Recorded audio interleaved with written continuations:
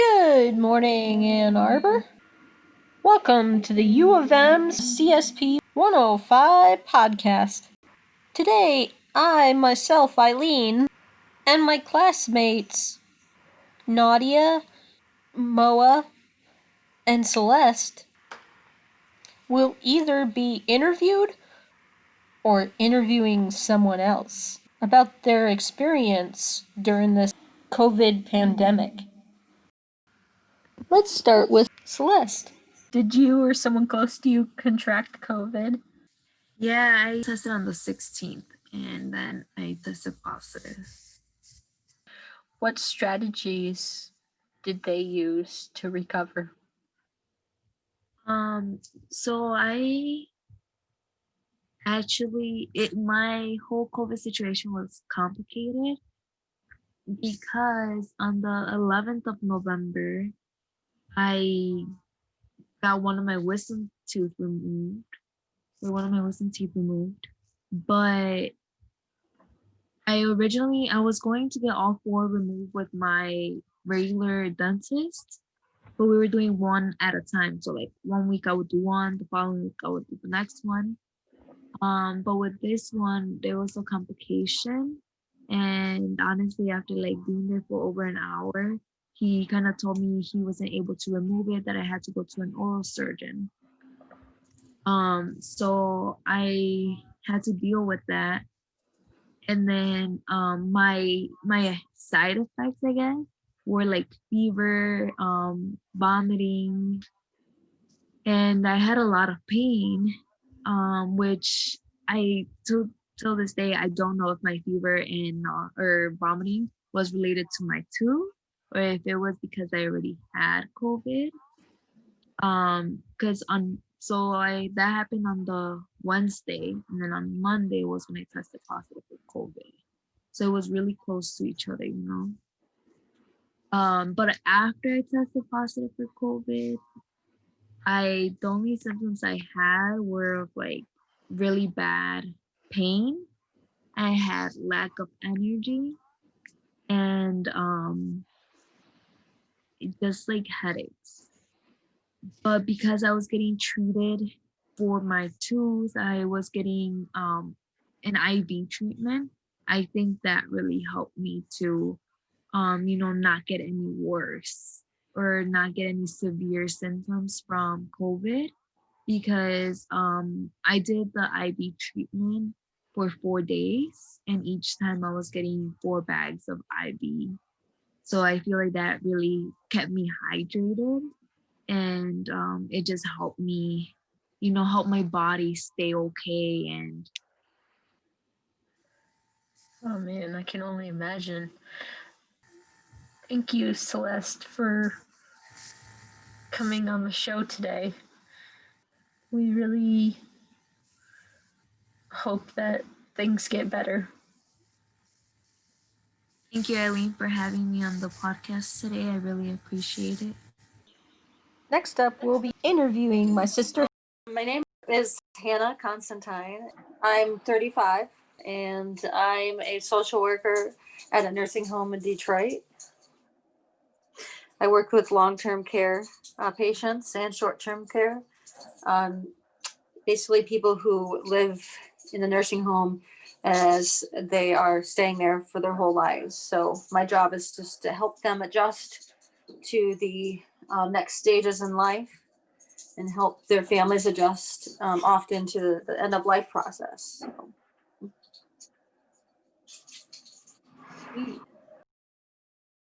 When the coronavirus pandemic first started, did you ever contract COVID, or did you ever have a COVID scare? Yes. Working in a nursing home, unfortunately, it came into our nursing home. We tried our best to stop the spread, but it was all a new thing. It was a new virus. There was no rule. I mean, it was up in the air. So many things. So unfortunately, several of our patients contracted COVID, and then unfortunately, Many of our staff members did, and then including me. About half of our staff, at least, got COVID, and that, yeah, was tough. Is there any way you could describe your experience when like businesses and schools started shutting down? Well, my perspective as a social worker in a nursing home, it was quite challenging because there was all new rules. Everything was changing every 5 minutes, every day. Things were changing. There was no solid. In the beginning, they never said that masks would really help you. It wasn't until a month, I think, into it that they said it really masks would help. So there wasn't enough PPE because we were never prepared for a worldwide pandemic. So we had to come together and do jobs that are totally not in our job descriptions. Like, I'm a social worker and I had to feed people. I'm a social worker and I had to help pass trays and do whatever it took to making sure the care of the patients were met. And so I remember going to work and crying, going to work, saying that everyone's like worried about this pandemic, but yet they're safe in their homes. But I was one of those people who had to be like on the quote unquote front lines. And I pretty much knew that I most likely was going to be exposed or get corona. And I was putting basically my life at risk by going to work. And I just remember crying all the way to work first couple weeks. It was really rough. Oh man, I can only imagine. That sounds really tough. Earlier, you said you ended up getting it. How, like, were there any certain specific strategies you used to get better, or did you get better? Yes. Well, on Easter Sunday, I woke up and I had like green stuff in my eyes and nose. So that's TMI. And then basically, I was sitting down alone at Easter eating ham and realized I can't taste this ham and I can't taste this mashed potatoes. And then I coughed up some green stuff and I knew instantly that I probably had COVID. I have a really good relationship with my doctor. So I called him on a Sunday, thankfully, and he talked to me and ordered the medications right away. I had an awesome doctor. So anyways, then I just pretty much for the next month couldn't taste, smell. I had fevers. I had rashes. I was miserable. But what I did do is I forced myself to at least eat something every day, at least a little bit. So I pretty much lived on mangoes, avocados, and toast. And I know that sounds really strange, but it's one of the only things I could eat without throwing it up and stuff. And so main things were staying hydrated and eating at least one thing a day and getting lots of rest. And then as far as the emotional aspect, just making sure there was someone like visiting me at least once every other day or something. They weren't seeing me because I had COVID, but they would drop things off outside my porch, like at my porch. And just the fact of seeing a human face just made it so much easier to get through the next day. Yeah. That's really awesome. Are you allowed to kind of say what kind of medications you took? Well, I can tell you that I refused to take the Plaquenil. I was not going to take that. I've taken that in the past, and it affected my hearing, and that's one of the weird side effects, but they don't talk about. But Plaquenil can affect your hearing, and I've taken it in the past, and I was not going to take that. So even though it was offered to me, I said no. But I did take the Z-Pack twice, which was recommended. And then I also took, some anti-nausea medicine, and things like that. Could you state your name, age, and your major? My name is Tommy Watkins. My age is 27, and my major is social work.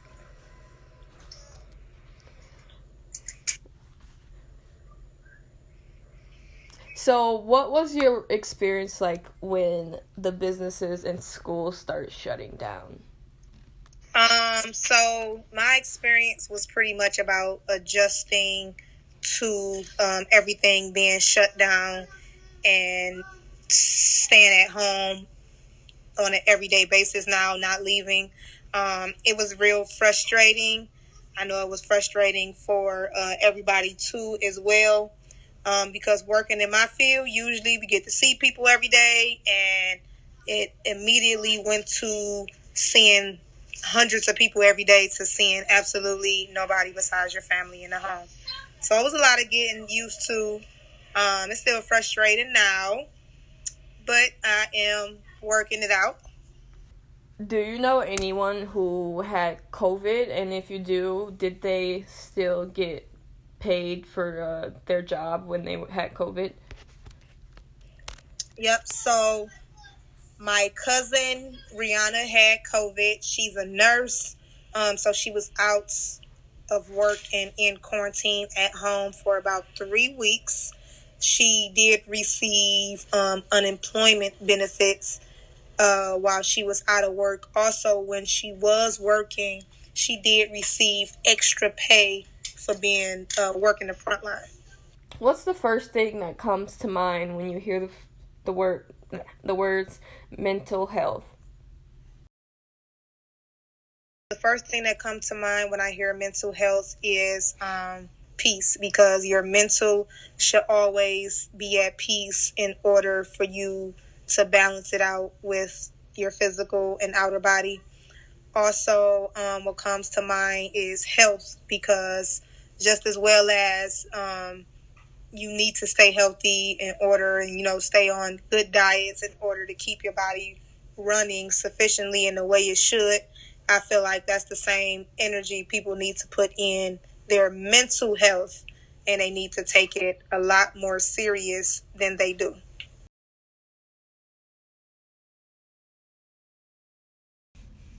How do you think COVID affects mental health? I think COVID affects mental health tremendously due to the fact that everybody went from living their regular day-to-day lives, shopping when they want, leaving the house when they want, going to work, seeing people, to absolutely like the opposite, staying at home all day, working from home, school from home, barely being able to go to the grocery store, and if you do, you have to wear a mask. And then if you have to wear, even if you do go, is limited to how many people can be in there at the same time. And I feel like COVID is going to be a lot more people with depression due to COVID, because an adjust like that is something that doesn't happen overnight. That's not something somebody can get adjusted quickly to overnight. That's nothing that the world can even adjust to, like, within months span, as you can see, because people still don't know how to stay in the house because they're not used to. They're not used to being told they have to stay in the house. They're not used to being told only 5 people can be in here at a time, and it's 100 people trying to get in. They have to wait in line. Like people who are pretty much people persons, they have to stay at home if they're not working in a certain field where they can actually see people. And I feel like that truly would depress a person, would depress somebody, because they can't move, regularly like they are used to. Okay, so the last question, I want to give you a statistic again, the same statistic, and then you just respond to it again. Okay, so nearly 1 in 5 adults in America live with mental illness, highest being among females ages 18 to 25. In my opinion, I would say that would just be a little incorrect, because I truly feel like it's people, men and women of the age of 35 and up, that has a lot more mental issues than the millennium and the generation after that, the millennial generation and the generation after that. And I also believe that a lot of adolescents have a lot of mental issues, or about to come into a lot of mental issues due to how the world is being affected by COVID. So you have kids who cannot go to school. You have kids who only can do, all the kids have to do school from home. There's no more going to the gym with the classmates. There's no more outside play. Think about the holidays. Kids usually have holiday plays in school. They meet friends in school. They interact. They socialize. And now they can't do any of that. And they have to fully adjust to being at home, which, if you think about it, kids will never fully adjust to being at home because they need interaction. They need to see people. They need to play. They need to go outside. They need to get away from their parents. And I feel like that mental health is affecting the smaller kids the most. And I feel like it has already affected the older generation, like the 35s and up. Like I said, I already feel like it affected them already before COVID. It's just going to get worse now. But I truly feel like it affects everyone in different ways because people don't take mental health serious in the first place. Okay, cool. That was